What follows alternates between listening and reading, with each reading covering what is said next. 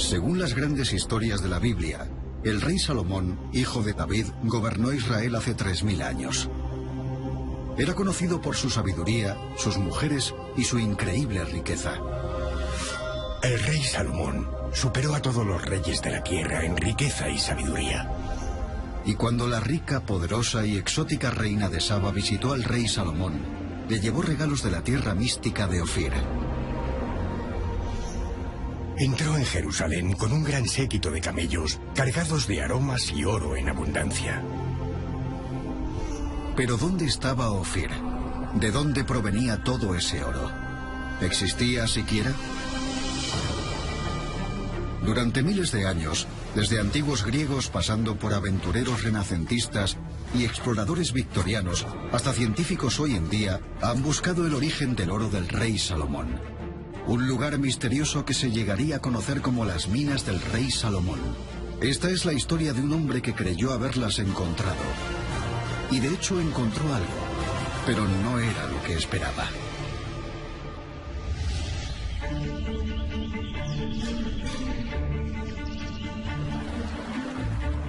Karl Mauch, el explorador cuyo nombre siempre estará unido a las minas del rey Salomón, era un hombre de orígenes humildes. Mauch nació en 1837 en Stettin, una pequeña ciudad de Alemania. Su padre era carpintero y luego se alistó en el ejército. Mauch tenía 3 hermanos y su familia no era muy rica. Podría incluso decirse que era pobre. Pero de niño recibió un regalo que cambiaría su vida para siempre. Por su 10º cumpleaños, le regalaron un atlas mundial en el que África aparecía casi como un espacio en blanco en el mapa. Eso inspiró a Mauch a convertirse en explorador para rellenar los huecos en el mapa de África. Al principio, el interés de Mauch no tenía nada que ver con el rey Salomón. Se sentía atraído por el misterio de África y se presentó una oportunidad para el ambicioso joven. Mauch fue creciendo y con él su obsesión por África. En aquella época, leía con avidez cualquier libro de geografía africana del siglo XVI en adelante, incluyendo los relatos de los primeros exploradores portugueses. Y entre esas páginas una historia llamó la atención de Mauch. En 1531, Vicente Pegado, capitán de una guarnición portuguesa en la costa meridional de África, escribió: Junto a las minas de oro en las llanuras que se encuentran entre los ríos Zambeze y Limpopo, hay una fortaleza construida con piedras de un tamaño espectacular y parece que no las une ningún tipo de argamasa. Pegado y sus exploradores portugueses estaban convencidos de que esta fortaleza era el palacio de la reina de Saba y que las minas de oro constituían el origen de la riqueza del rey Salomón. La Biblia nos cuenta que el rey Salomón era el hijo del gran rey David, que derrotó al gigante filisteo Goliat. Salomón se hizo célebre por su sabiduría, sus mujeres y su fabulosa riqueza. Pero la Biblia también describe el encuentro de Salomón con la reina de Saba, que le obsequió con toneladas de oro y especias de su tierra. Llegó a Jerusalén con una comitiva de camellos cargados de especias y otros objetos preciosos como regalos para Salomón. Luego ofreció al rey 4000 kilos de oro, gran cantidad de aromas y piedras preciosas. Nunca más se vio tanta cantidad de aromas como las que la reina de Saba ofreció al rey Salomón. Esta es la historia que todos conocemos, pero en realidad no hay ni la más mínima prueba de que el rey Salomón o la reina de Saba existieran, ni de que toda esta historia sucediera de verdad. Hasta donde podemos remontarnos en el tiempo, los lectores de la Biblia siempre han quedado fascinados por el enigma del origen de la riqueza del rey Salomón. En el siglo I, por ejemplo, el historiador judío Flavio Josefo especuló que su riqueza provenía de la India. Desde entonces, muchos han intentado interpretar las pistas que aparecen en la Biblia para averiguar su ubicación exacta.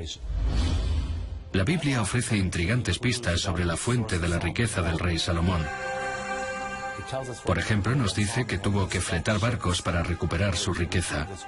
Los barcos de Salomón navegaron hasta un lugar llamado Ofir, y también aparece mencionado un sitio llamado Tarsis. El rey tenía en el mar una flota junto con la flota de Hirán, y una vez cada 3 años llegaba la flota de Tarsis cargada de oro, plata, marfil, monos y pavos reales. Nadie conoce el significado exacto de las palabras Ofir y Tarsis. Ofir a menudo se ha asociado con el oro y algunos expertos creen que Tarsis se refiere al tipo de embarcación que usaban para navegar largas distancias. Se desconoce la ubicación de estos lugares. Pero Mauj había descubierto una pista importante. Vicente Pegado, el capitán portugués que había descrito esa fortaleza de gran tamaño, estaba destinado en Sofala, en la costa meridional de África. Los europeos que iban en busca de las riquezas del rey Salomón no solían leer la Biblia en hebreo, sino que acostumbraban a leer las traducciones al griego y latín de la Biblia. En la traducción al griego, la palabra Ofir aparecía con una S delante. Se escribía Sofir.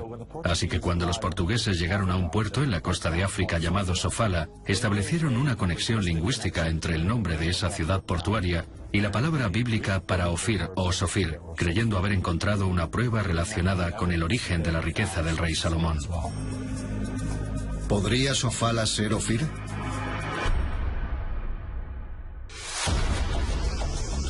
Mauj comenzó a buscar más pruebas, y de nuevo las encontró gracias a las fuentes portuguesas.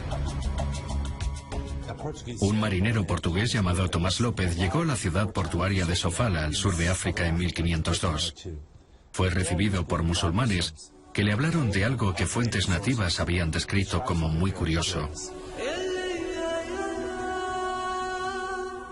Le describieron cómo barcos pertenecientes al rey Salomón llegaban una vez cada 3 años y extraían de una ciudad cercana cantidades ingentes de oro. Con los siervos de Salomón, fueron a Ofir y trajeron unos 16.000 kilos de oro para el rey Salomón. Tenían el nombre adecuado. Sofá era Ofir, y parecía que habían encontrado el oro. Así que si los portugueses estaban en lo cierto, podrían haberse topado con uno de los mayores hallazgos de la historia. Mauj estaba convencido de que las minas del rey Salomón estaban al sur de África, y estaba decidido a encontrarlas.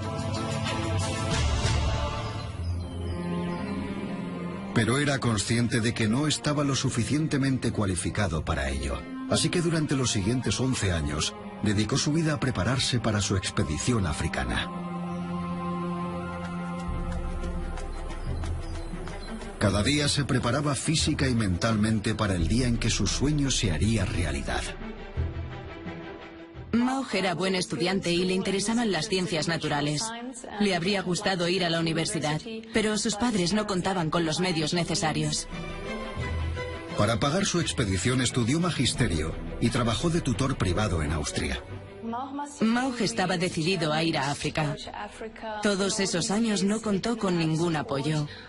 No tenía dinero, pero seguía teniendo esos planes. Aprendió inglés, francés y árabe. Intentó adquirir conocimientos especializados leyendo libros y revistas como Peterman's Geographies and News. En su tiempo libre estudiaba latín, medicina y astronomía. Visitó el Jardín Botánico y el Museo de Historia Natural de Gas, donde trabajaba de profesor en aquella época. Allí adquirió algunos conocimientos de botánica, geología e historia natural. Comenzó sus propias colecciones de minerales e insectos. En 1863 Mauj estaba convencido de que estaba preparado. Así que escribió a August Petermann, el editor de una respetada revista alemana de geografía. Pretendía venderse como un explorador en el que mereciera la pena invertir. Creo que intelectualmente, teniendo en cuenta mis medios modestos, he hecho todo lo que estaba en mi mano. Pero el cuerpo también requiere preparación para tales empresas. Caminando 10 kilómetros como mínimo al día, en todas las estaciones, en cualquier terreno, y a menudo sin comida ni agua hasta regresar al punto de partida, y siempre vistiendo el mismo tipo de ropa, he intentado fortalecer mi cuerpo. Aparte de eso, no he dejado de lado la gimnasia y la mosquetería. Soy de estatura alta y de constitución robusta. Teniendo en cuenta todos estos hechos, creo que soy capaz de participar en una expedición de estas características.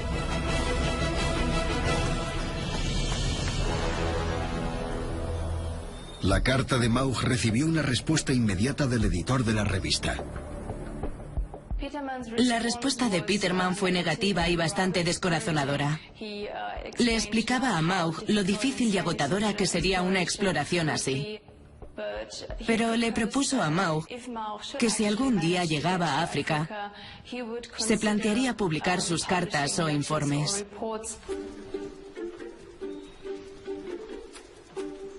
A pesar del rechazo de Peterman, con 26 años y después de 11 de preparación, Maugh estaba listo para partir.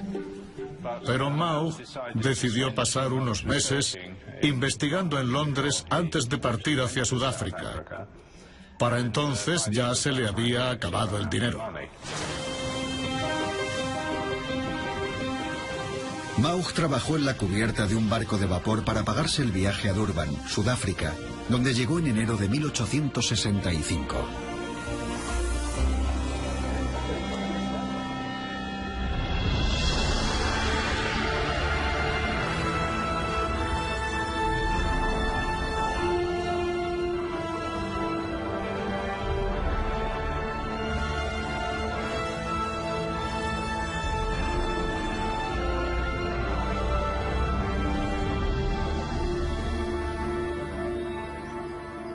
Entonces comenzó su expedición.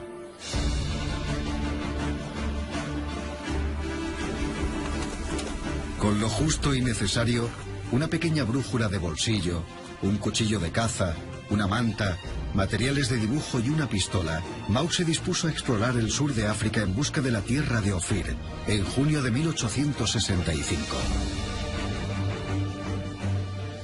He intentado aclimatarme, caminando diligentemente por el campo, sin preocuparme por vagar durante 2 o 3 días por terreno desconocido, sin comida, o por si tuviera algún encuentro desagradable con carnívoros de gran tamaño.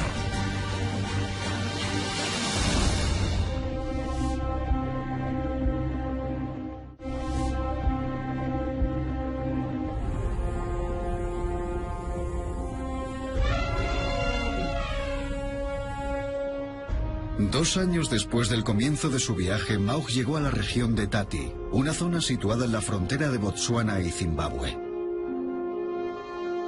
Con la ayuda del famoso cazador británico Henry Harley, Maugh realizó su primer descubrimiento importante.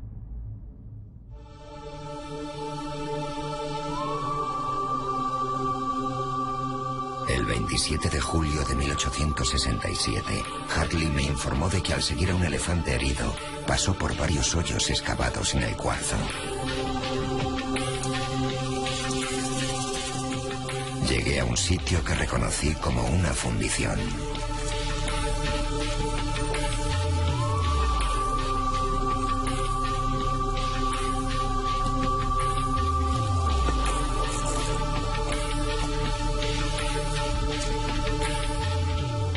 Y al examinar algunas piedras recientes encontré oro.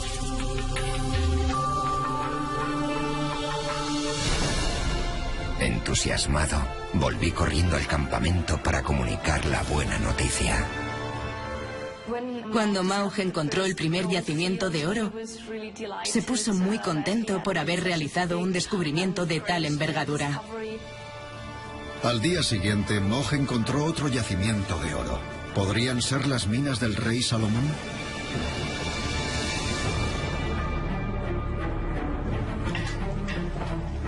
La noticia de los yacimientos se propagó como el fuego por las llanuras del sur de África, provocando una de las primeras fiebres del oro. Mientras los periódicos comunicaban su gran descubrimiento, la revista geográfica alemana creía que Maugh estaba tras la pista de algo mucho más grande. En cuanto a los yacimientos descubiertos por Maugh, no es improbable que sean idénticos a los de Ofir de la Biblia y a los lugares en los que Salomón obtuvo su riqueza en oro.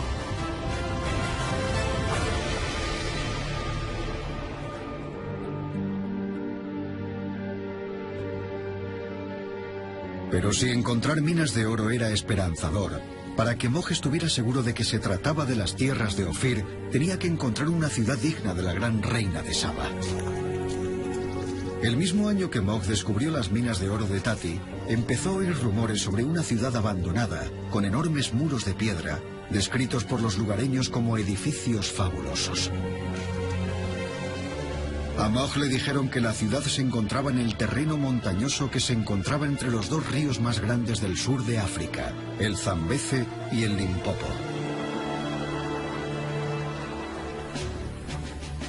En mayo de 1871, Mog escribió confiado a la revista geográfica de su país para contar que quería dedicar su siguiente expedición al recientemente unido pueblo alemán. El principal objetivo de mi profesión será aportar honor al nombre de la nación alemana, y espero que mi siguiente viaje me ofrezca tal oportunidad. El descubrimiento de las ruinas de Ofir será envidiado por otras naciones.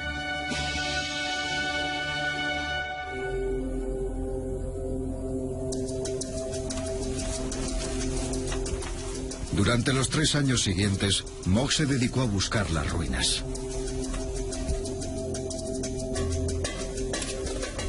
Cazó elefantes y conejos para comer y sufrió mucha hambre y cansancio.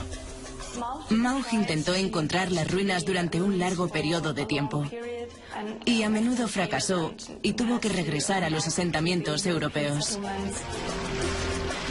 Maug sobrevivió a robos e intentó ganarse la confianza de las tribus locales.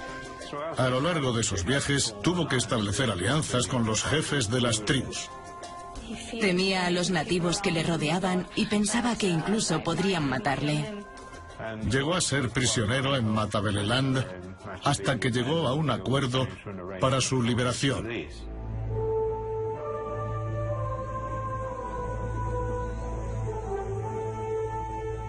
Pero finalmente, los miembros de la tribu Karanga le llevaron frente a la magnífica ciudad amurallada. Por fin, el 5 de septiembre de 1871, tuve la suerte de ser el primer hombre blanco en posar los ojos sobre ellas. Maug estaba convencido de que por fin había encontrado las ruinas del palacio de la reina de Saba. Pero ¿cómo podía estar seguro?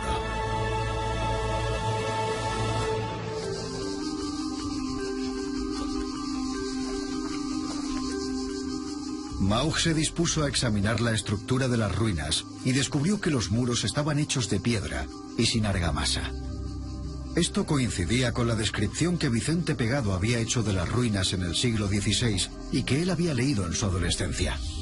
Junto a las minas de oro en las llanuras que se encuentran entre los ríos Zambeze y Limpopo, hay una fortaleza construida con piedras de un tamaño espectacular y parece que no las une ningún tipo de argamasa.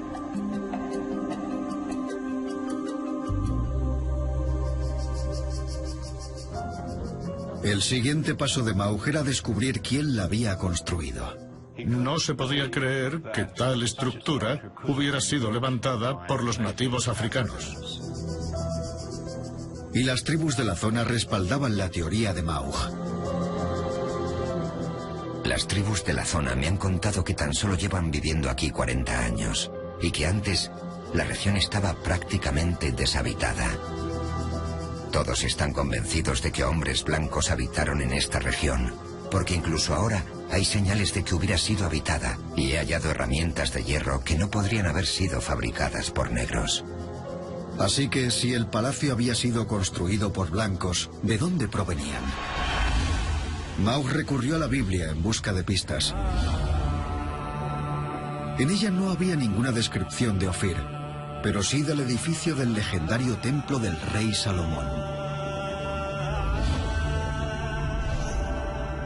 El rey ordenó que se trajeran grandes bloques de piedra para cimentar el edificio con piedras sillares.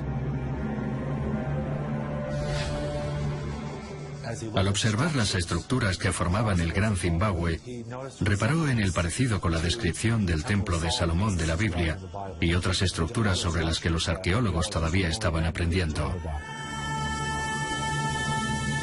Maug creía que probablemente el palacio hubiera sido construido por una antigua civilización, los fenicios. A mediados del siglo XIX, los arqueólogos habían empezado a excavar las colonias que los fenicios habían establecido por todo el Mediterráneo, así como en su patria, Fenicia, lo que ahora es el Líbano. Esto reveló a los europeos la existencia de una civilización compleja y de amplio alcance, anterior a los griegos y a los romanos, que se había extendido por todo el Mediterráneo y que había tenido un impacto en la cultura desde Oriente Medio hasta el norte de África.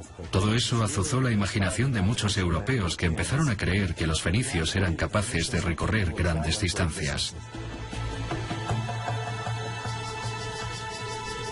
Los fenicios construían sus edificios sin argamasa, y en este lugar tampoco la había. Pero eso en sí mismo no era una prueba. ¿Qué más podría relacionarlo con los fenicios? De nuevo la Biblia ofreció una pista.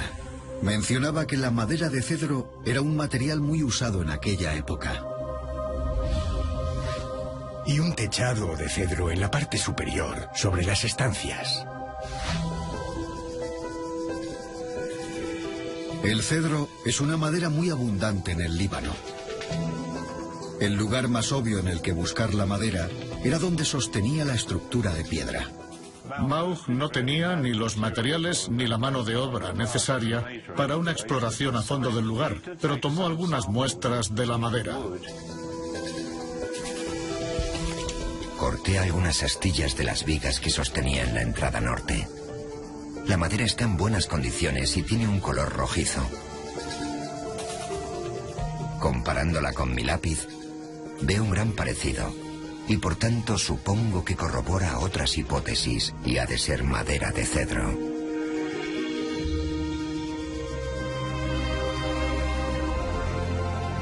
Convencidos de que en la región del Bajo Zambeze no crecían cedros, Maug estaba seguro de que la madera tendrían que haberla traído los constructores fenicios del Líbano. Como dice la Biblia, así pues, ordena que corten cedros del Líbano.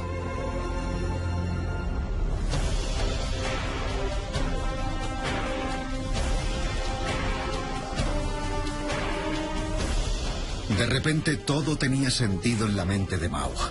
Esa ciudad no la podían haber construido africanos.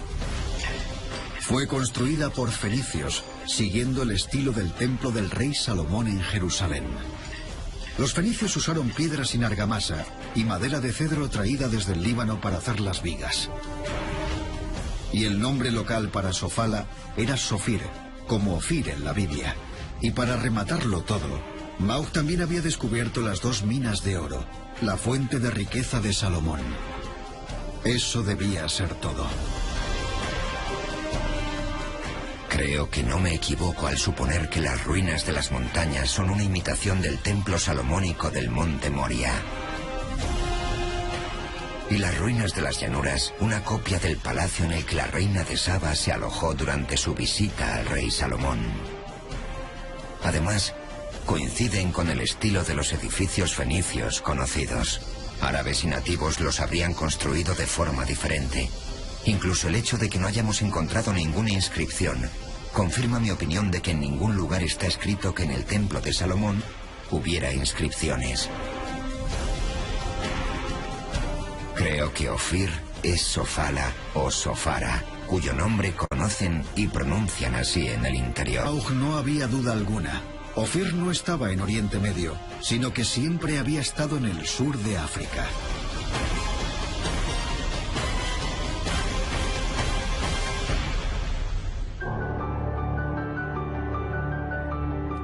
El patrocinador de Maug, August Petermann, estaba a la espera de más detalles por parte de Maug y rápidamente publicó un breve informe de su gran descubrimiento.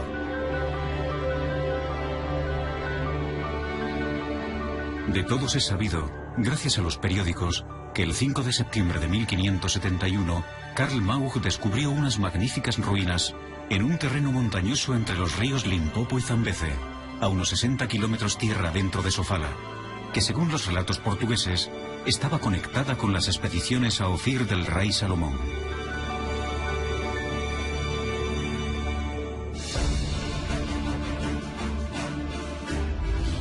El gran descubrimiento de Maug impactó al mundo entero.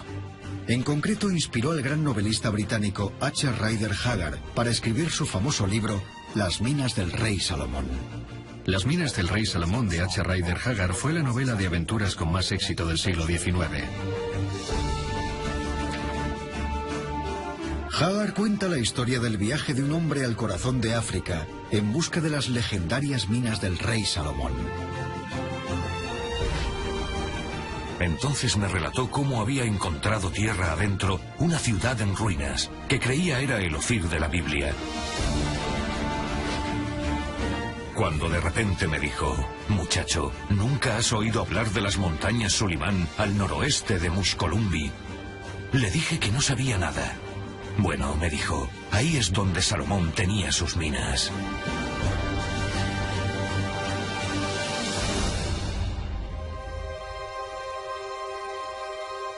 De la noche a la mañana, el título del libro, Las minas del rey Salomón, una frase que jamás se había usado con anterioridad, se convirtió en una leyenda popular. Esa novela fue leída en toda Europa y despertó la curiosidad de otros exploradores, motivándolos a viajar a África en busca del oro y las riquezas que creían que se encontrarían allí. Rider Haggard se convirtió en uno de los novelistas más ricos y famosos de la época gracias al descubrimiento de Maugh.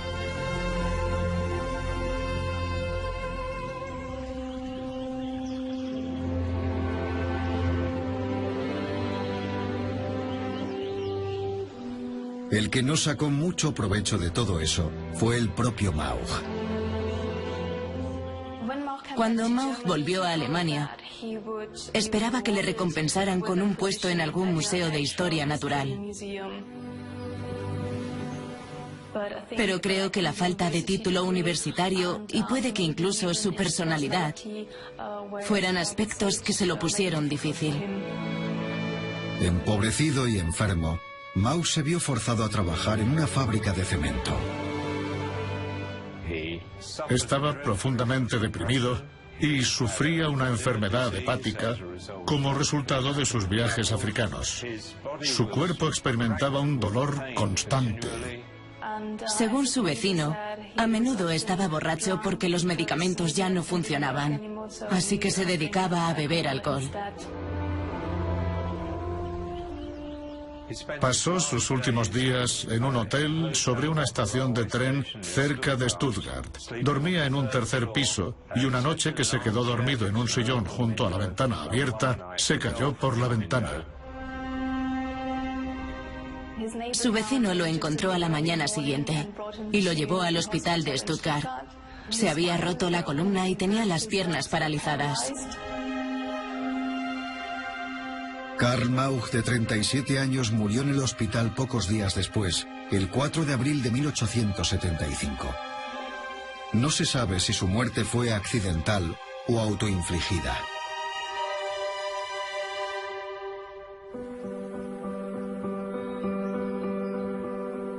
Y con su muerte murió su reputación. Sus escritos fueron ignorados por el mundo académico. Los descubrimientos de Maugh apenas fueron reconocidos en la época. Se publicaron en total 52 páginas en los periódicos de August Petermann, y si no sabías alemán, jamás te hubieras enterado.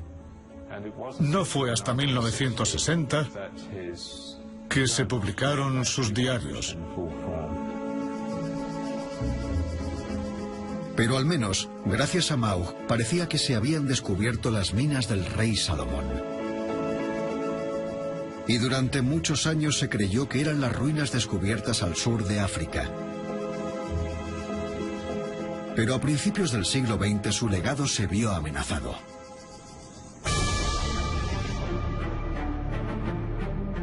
Entonces emergió una nueva generación de exploradores, una muy distinta. Atrás quedaban los días del romance y el literalismo bíblico. Había llegado la época de la arqueología y la ciencia.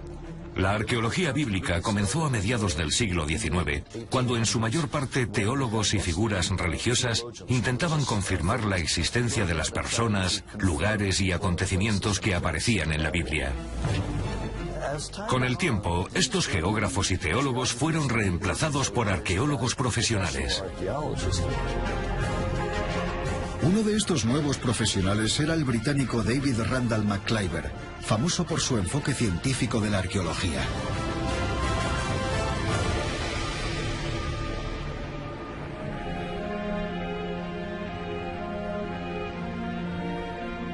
En 1905, 3000 años después del reino del rey Salomón, Randall McClyver sometió a 7 exámenes exhaustivos al Ophir de Karl Mauch. Lo primero que hizo fue datar la construcción de los edificios. Al examinar la cerámica encontrada en la excavación fue capaz de determinar cuándo fue fabricada, y Randall McClyver enseguida descubrió algo revelador. Son indudablemente africanas en sus detalles, de un periodo influenciado por las importaciones extranjeras, en general medievales. En otras palabras, uno de los pilares fundamentales de la teoría de Mauch sobre Ophir era David Randall McClyver fue la primera persona que identificó un origen medieval, y eso era muy importante, porque las tesis de orígenes extranjeros llevaban de vuelta a Karl Mauch y a su interpretación bíblica, según la cual el Gran Zimbabue era mucho más antiguo de lo que era en realidad, miles de años más. Las ruinas del Gran Zimbabue no fueron construidas por una antigua y desaparecida civilización de hombres blancos, como se creía hasta ahora, sino que tienen un origen exclusivamente africano que data del siglo XIV.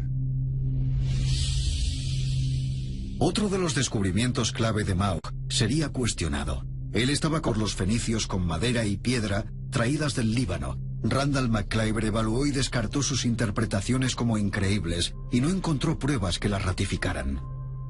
Todo lo que David Randall McClyver encontró era idéntico a los materiales africanos. Así que dijo que claramente debía ser africano, no tenían ningún otro origen. No se puede demostrar que el estilo de los edificios presente ninguna influencia extranjera. Están ausentes todas las características de la arquitectura oriental y europea.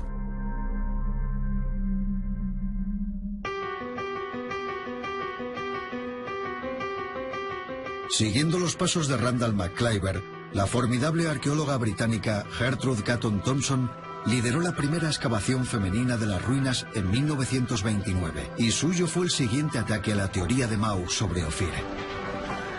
Gertrude Catton Thompson fue enviada por la Asociación Británica para dar una respuesta concluyente. Las excavaciones de Catton Thompson fueron las más profundas hasta la fecha. Abrió 6 trincheras alrededor de los edificios principales y excavó en zonas que no habían examinado los anteriores visitantes. Cuando hubo terminado de datar el sitio, declaró: tras un examen de las pruebas existentes recogidas en todos los cuadrantes, no ha aparecido ni un solo artículo que contradiga la afirmación de que su origen es medieval. Si por indígena entendemos un origen procedente del país en el que se encuentran, entonces, en mi opinión, las ruinas son indígenas en el más amplio sentido de la palabra. En los primeros días de la arqueología, las afirmaciones de aficionados y de exploradores podían mantenerse durante décadas antes de que alguien pudiera realizar pruebas para demostrar que lo que se había dicho era cierto o no.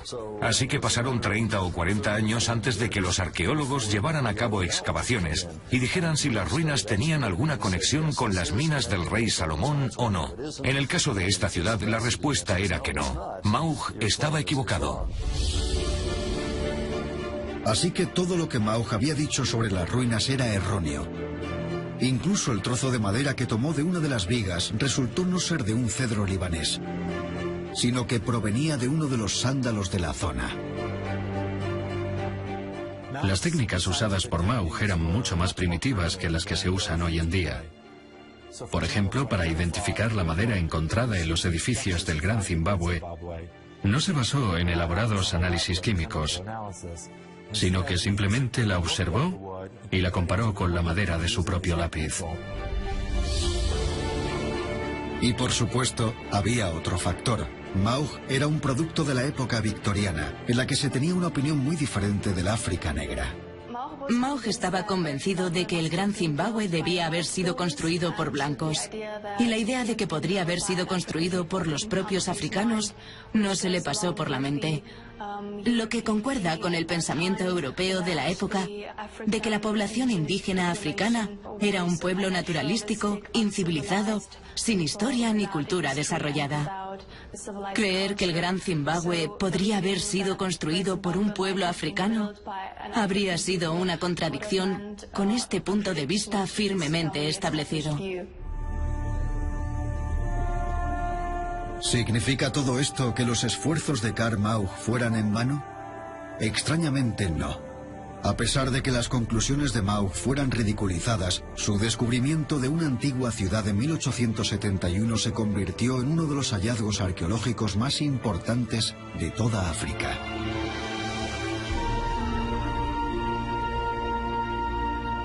Conocidas hoy como el Gran Zimbabue o las grandes casas de piedra, estas ruinas se han convertido en uno de los monumentos más preciados de África y son patrimonio de la humanidad de la UNESCO.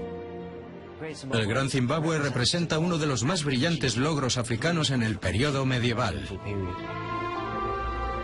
Las pruebas arqueológicas sugieren que el Gran Zimbabue fue construido entre el siglo XII y el XV por los antepasados de la tribu Shona, que se asentó en la región casi 1000 años antes y que todavía viven en Zimbabue hoy en día. Pasó de ser un pueblo campesino a un reino próspero política y comercialmente entre 1150 y 1450, con una población de más de 10.000 habitantes.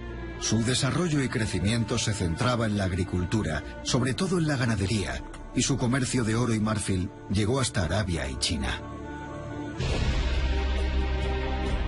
Nadie sabe con exactitud por qué se produjo el declive del Gran Zimbabue, ni por qué fue abandonado en el siglo XV, pero muchos sospechan que fue debido al colapso del comercio, a la inestabilidad política y al hambre.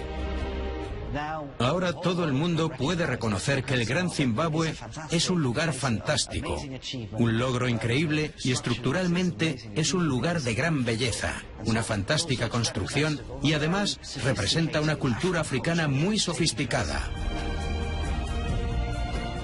Su importancia probablemente se pueda resumir en el hecho de que el nombre del país deriva de estas ruinas.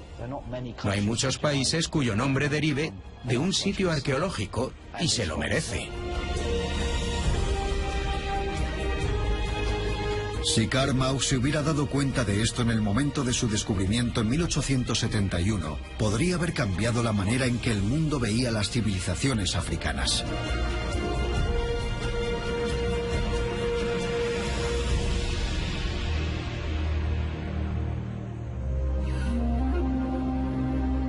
Pero por supuesto nos queda otra pregunta. ¿Significa todo esto que la historia de las minas del rey Salomón es simplemente una leyenda sin ninguna base histórica real? De hecho, en la Biblia no se mencionan las minas del rey Salomón. Se menciona la riqueza de Salomón, así como su sabiduría y sus mujeres, eso sí. Pero no dice de dónde provenía su riqueza. Todo se lo inventó Rider Haggard en su novela Las minas del rey Salomón. Y como arqueólogos, no nos podemos basar en una novela escrita en los últimos 100 años para dictarnos lo que tenemos que buscar. En los 100 años posteriores a la muerte de Maug, no se encontró nada que pudiera confirmar la creencia de que el rey Salomón o sus riquezas existieran.